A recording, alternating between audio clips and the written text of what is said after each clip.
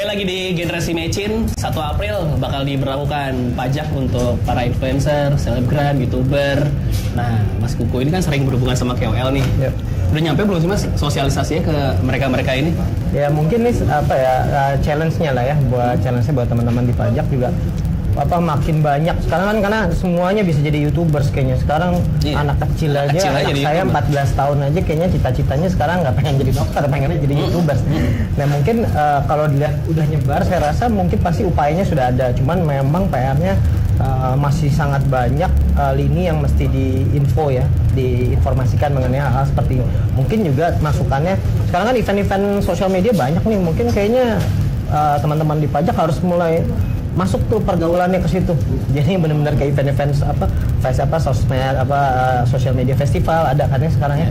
Mungkin juga udah harus masuk ke sana. Memang sekali lagi kan tidak ada aturan yang baru, tapi mungkin cara komunikasi yang baru kali ya buat ke para YouTubers atau para influencer ini yang masih harus sangat diupayakan lah gitu. Oke. Dari Dijen Pajak ada divisi khusus lagi nggak sih Pak untuk mungkin harusnya kan, ada. Iya, ini kan new media ya, maksudnya teknologi yang baru, nanti cara ya definisi AdSense gitu-gitu kan susah tuh diberlakukannya, duitnya dari mana sih kan kita dari Dijen Pajak ada divisi baru nggak sih Pak? Nah kalau untuk divisi baru memang nggak ada. Kami memang sekarang sedang membangun semacam pusat data, data management unit yang menganalisa seluruh data. Tapi saya ingin lebih menyoroti mengenai komunikasi ya, sosialisasi semacam itu. Yang tadi generasi Mecin ya, generasi yang masih milenial segala macam. Jangan salah juga, 70% pegawai pajak itu milenial Mas. Jadi secara otomatis di KPP, di Kanwil atau di kantor pusat, gaya mereka melakukan edukasi kepada para wajib pajak itu juga udah gaya-gaya milenial aja gitu loh. Jadi mudah-mudahan match gitu. Jadi nggak ada lagi gaya-gaya yang mohon maaf jadul-jadul banget seperti zaman dulu.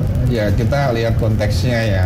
Banyak kok teman-teman di KPP itu yang milenial itu masuk ke lingkungan atau komunitas seperti itu, masuk menjelaskan mengenai perpajakan segala macam.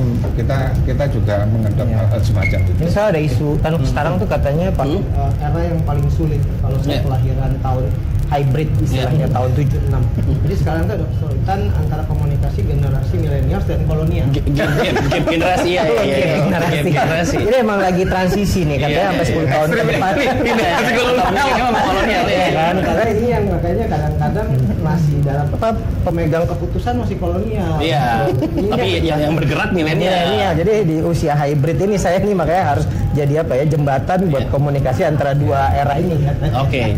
Pak Petrus, saya juga mau nanya nih, potensi-potensi kecurangan lah ya dari si wajib pajak, bahkan mungkin dari teman-teman di pajak juga ada yang bermain dengan sini kan semuanya bisa aja deh Pak Petrus. Ada nggak sih kemungkinan kecurangan yang terjadi? Ya tentu ada ya. Tapi begini, ada 2 hal pokok kalau buat saya. Yang pertama tadi edukasi dan advokasi. Edukasi ini tentang metode pendekatan tadi yang kalau untuk generasi Mecin harus dirubah. Pendekatannya harus lebih yang tadi Pak Heru sudah bilang 70% orang pajak itu milenial. Ini sudah good point, saya pikir harus bagaimana bahasanya nyambung. Ya, metode edukasi. Advokasi itu harus dibantu secara teknikal. Bagaimana sih bayar? Ngitungnya bagaimana? Itu diadvokasi sehingga orang tidak merasa sulit.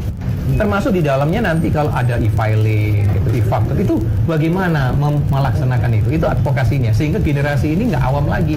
Apalagi teknologi ini kan teknologi semua. E-filing, e-faktur ini udah teknologi, jadi nyambung kok itu. Bisa dari HP dan sebagainya dan seterusnya. Jadi tidak ada hal yang terkendala terlalu jauh. Nah, yang kedua justru di law enforcement, penegakan hukum. Ini kalau yang edukasi dan advokasi bagi mungkin generasi-generasi baru yang dikenalkan perpajakan. Tapi bagi yang sudah established, ini kan harus dideteksi juga kenakalan. Ini juga harus dilakukan tindakan. Tadi misalnya orang bisa berpenghasilan sekian, punya mobil mewah, tapi nakal, harus ada law enforcement yang jelas, yang pasti, yang tidak boleh diskriminasi gitu ya, sehingga ada deterrent effect. Bahwa ini suatu pelajaran. Kalau Anda masih pemula, Anda belum tahu, itu dibimbing, diedukasi. Tapi kalau Anda tahu, tapi Anda sengaja menghindari, ya harus dihukum, gitu. Sehingga jelas warnanya, tidak ada standar ganda. Ya, nah, ini saya pikir kita harus terus membantu pemerintah, mendorong, gitu ya. Makanya ini melalui Pak Estu, yang humasnya kita dorong Pak agar 2 hal ini dilakukan secara simultan, secara dengan tekanan yang sama, dengan bobot yang sama. Gitu. Nah, apalagi sekarang kalau kita melihat policy dari DJP itu sudah sangat bijak. Pemeriksaan dan sebagainya itu sudah harus dengan ketelitian. Ada namanya revitalisasi bisnis pemeriksaan. Saya pikir itu suatu etikat yang baik gitu ya, bahwa menggunakan kewenangan memeriksa itu sekarang hati-hati Dirjen Pajak. Nah, namun demikian kami tetap mendorong agar law enforcement ini tidak tanggung-tanggung. Kepada yang nakal harus Pak dijalankan itu supaya efek jerahnya ada gitu ya. Sehingga masyarakat jelas, oh kalau kita baru kita dibimbing, dididik, diedukasi, diadvokasi caranya, tekniknya membayar pajak itu gimana pun diberitahu. Tapi bagi yang nakal diambil tindakan. Nah, sehingga masyarakat dengan demikian mempunyai warna yang jelas gitu. Nah, saya kira itu apa Pak? Ini dari Pak Hestu 1 April sampai 1 April apa sosialisasinya bakal ada lagi nggak Pak? Ya, nah sebenarnya kalau 1 April sekali lagi tadi Pak Kuko juga ini nggak ada hal yang baru, yang sudah berjalan ya kita tingkatkan aja terus. Mungkin yang sebagian sudah bayar, sebagian belum, yang e-commerce ini ya. YouTuber juga demikian, sebagian sudah bayar, sebagian belum, ya kita akan tingkatkan terus sosialisasinya.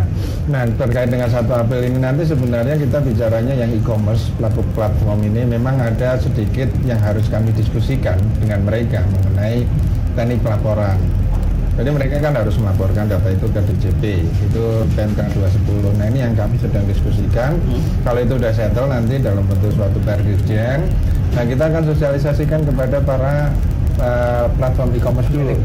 Ada sekitar 300 kalau nggak salah platform di Indonesia itu. Nah, ini kita akan sosialisasikan dulu ke mereka. And then nextnya, dan kami melihat niat baik dari platform e-commerce ya yang besar-besar itu sudah berkomunikasi dengan kami. Mereka akan bersama-sama dengan DJP untuk melakukan sosialisasi kepada pelaku, pelapaknya. Dengan konsep yang baik, dengan komunikasi yang baik, yang mempermudah, memperjelas, sehingga menggugah kesadaran dari para pelakunya, pelaku pelapaknya yang ada di masing-masing itu. Kita siap jalankan itu, tapi sekali lagi jangan ada kekhawatiran 1 April nanti harga naik, itu sudah nggak bener aja gitu ya. Jadi ini hal yang itu April Mop ya Pak. Nah, itu. Jadi tenang aja, bisnis seperti biasa, mulai ini pajak gimana sih? Saya harus bayar berapa? Nah, mulai belajar setengah persen kecil lah ya. Nah, hal semacam itu yang perlu bagi para pelaku e-commerce ini yang mulai mempelajari. Jadi jangan menakutkan. Begini saja Pak Hestu saja. ANS itu bayar pajak loh. Iya. Bayar pajak. Orang pajak aja bayar pajak ya. Iya. Jadi jangan kita mengandaikan seakan-akan pajak ini enggak semua kok. Iya. Itu. Karena itu emang kewajiban warga negara. Iya. Terakhir dari Mas Kuko deh sebagai pelaku bisnis. Apa nih? Ya ini dengan adanya peraturan yang bakal ada yang meskipun nggak baru ya. Iya.